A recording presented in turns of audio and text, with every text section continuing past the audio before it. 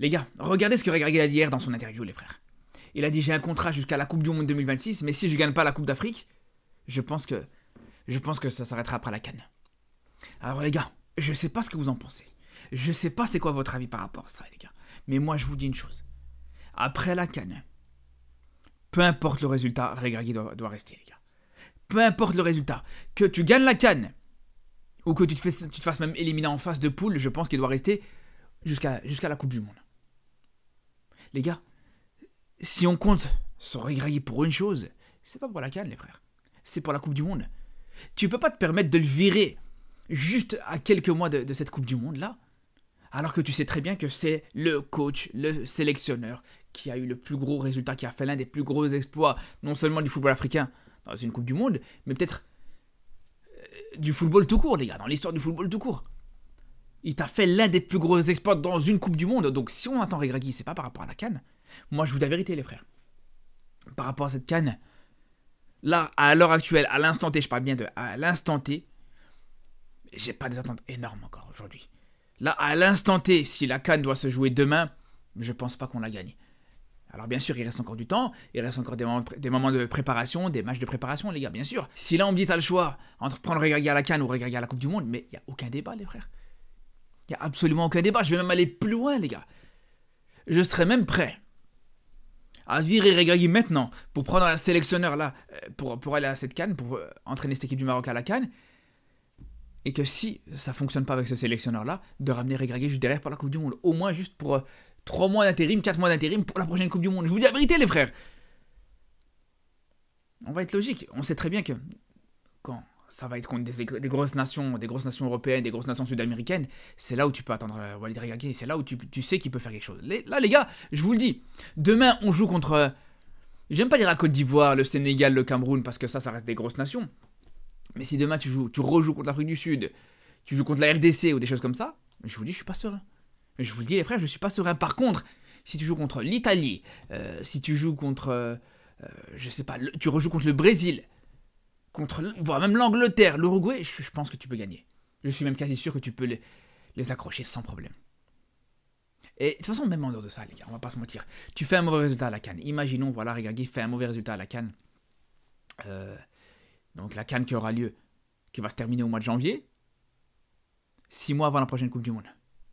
Les gars, alors je veux bien que Regragui il est arrivé vraiment à la dernière minute et qu'il t'a fait un exploit exceptionnel, un exploit retentissant en l'espace de quelques mois, en prenant cette équipe du Maroc et en la qualifiant quelques mois plus tard en demi-finale de cette Coupe du Monde là. Mais on va pas se mentir, les frères. On va pas se mentir. C'est le genre de choses qui arrive une fois toutes les 100 ans. J'ai envie de vous dire, même une fois dans l'histoire, les gars. Tu peux pas réussir à chaque fois, chaque Coupe du Monde. Tu peux pas réussir à chaque fois à performer en Coupe du Monde, à faire des prouesses en Coupe du Monde, à faire des épopées en Coupe du Monde comme ça. Alors les gars, c'est sûr et certain que je pense que non seulement trouver un coach qui pourrait être capable de faire ce qu'a fait Regragui à la Coupe du Monde, c'est compliqué. Mais en plus de ça, en 3 mois, enfin 6 mois, allez, on va compter large, en 6 mois, et en plus de ça, surtout les frères, Regragui, il a cette expérience-là, les gars. Faut le dire. Alors je vous le dis, on peut remettre en question la confiance qu'on a en Regragui ou pas par rapport à la prochaine CAN, et ça c'est une certitude, et moi-même, là, actuellement, j'ai des gros doutes. Mais sur la prochaine Coupe du Monde, les frères, moi je pense que ça sera, quoi qu'il arrive, l'homme de la situation, les gars, vraiment. Alors à la limite, si vraiment tu penses à le faire partir, ou si Regragui pense à vouloir partir après la CAN en cas d'échec, autant qu'il parte maintenant. Autant qu'ils partent maintenant, les gars. Autant qu'ils partent maintenant. Et à ce moment-là, t'as un nouveau coach qui arrive, là maintenant, pour préparer cette CAN, pour préparer cette équipe du Maroc. Et que juste derrière, voilà, il aura la possibilité d'être prêt et d'être déjà sur place pour enchaîner avec la Coupe du Monde dans la foulée. En plus, les gars, là, on parle de Regragui, mais si ça se trouve, c'est même pas son choix, les gars. Puis ça se trouve, voilà, peut-être que c'est lui qui a reçu un coup de pression et que ça lui a dit, ouais, si tu gagnes pas la CAN, juste derrière, ça dégage. C'est possible aussi. Mais les gars, on va être honnête. On va être honnête, à la limite, tu me dis, ouais, s'il sort en phase de poule, tu le vires juste derrière. S'il sort en 8ème de finale ou en quart de finale, à la limite, ça peut encore s'entendre. Mais lui dire, ouais, soit tu gagnes la CAN, soit tu dégages, non, faut pas abuser, les frères, faut pas abuser non plus. Moi, je vous le dis, les gars, pour moi, sur la prochaine CAN, bien sûr que tu dois la gagner. Bien sûr que c'est une obligation. Et tout autre résultat qu'une victoire à cette CAN, ça serait une déception totale. C'est sûr et certain. Mais j'ai envie de te dire, tu t'arrives en finale, tu te fais éliminer au tir au but, tu fais un bon match. Et tu te fais éliminer contre une grosse équipe d'Égypte, un Salah qui te fait un gros match, qui sort un gros match, ou un Marmouche, ou je sais pas, bref. Là, ça peut être un petit peu plus respectable, on va pas se mentir. Même, j'ai envie de vous dire, les gars, même d'une certaine manière, attention les gars, je dis bien d'une certaine manière, parce que c'est pas n'importe comment, mais même d'une certaine manière, même une certaine demi-finale, ça peut se respecter aussi, les gars. Tu tombes en demi-finale contre, encore une fois, là aussi, une grosse équipe. Tu tombes contre une grosse équipe et tu fais un gros match, tu as fait tout ce que tu pouvais, tu tombes contre meilleur que toi. Il n'y a pas de problème. Mais la question, elle peut commencer à se poser à partir des demi-finales, voire de la finale, les gars, bien sûr. Parce qu'avant ça, les gars, tu tomberas pas contre meilleur que toi. Et si t'es bon, avant les demi-finales, c'est impossible que tu tombes contre meilleur que toi, par définition. Parce que si t'es bon et que tu finis premier de ton groupe, ben, en huitième de finale, tu vas affronter un deuxième, voire un troisième. En quart de finale, pareil, voilà, tu devrais pas avoir une grosse équipe, sauf si t'as vraiment pas de chance. Donc c'est là où je vous dis, les frères, c'est pas le mec qui va se qualifier en demi-finale de cette CAN, et tu vas lui dire juste derrière, vas-y, merci pour tout, tu nous as qualifié en demi-finale pour la première fois depuis 20 ans, mais on va te faire dégager. Mais c'est inenvisageable, les frères. C'est inenvisageable. Tu peux être déçu, je vous le dis, bien sûr que tu peux être déçu, et tu seras d'office déçu si tu gagnes pas cette CAN, et ça serait un échec si tu gagnes pas cette CAN. Mais faut être mesuré, faut pas faire n'importe quoi non plus, les gars. Parce que bien sûr, il y a énormément d'attentes sur cette Coupe du Monde là. Presque même autant d'attentes. Moi, j'ai autant d'attentes sur la prochaine Coupe du Monde que sur la prochaine CAN. Parce que sur la prochaine CAN, bien sûr, t'es attendu parce que t'es le pays organisateur, tu joues à domicile, etc. Donc tu seras attendu. Mais sur la prochaine Coupe du Monde aussi, tu seras très attendu parce que tu viens de sortir d'une demi-finale. Tout le monde se dira, est-ce que le Maroc est vraiment une bonne équipe, a vraiment une belle équipe de foot, et c'est vraiment un pays de football, ou alors c'était juste un coup de chance en 2022. Donc là aussi, tu seras très très attendu, les frères. Je vous dis, j'ai des attentes énormes, et c'est là où j'attends Regragui pour le coup.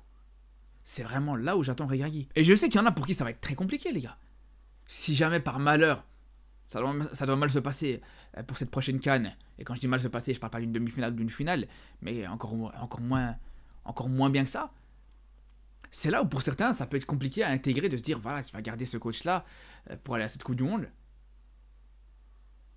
Mais la vérité elle est là, les gars. La vérité elle est telle qu'aujourd'hui t'as aucune possibilité qui pourrait être plus intéressante que Regragui pour cette prochaine Coupe du Monde.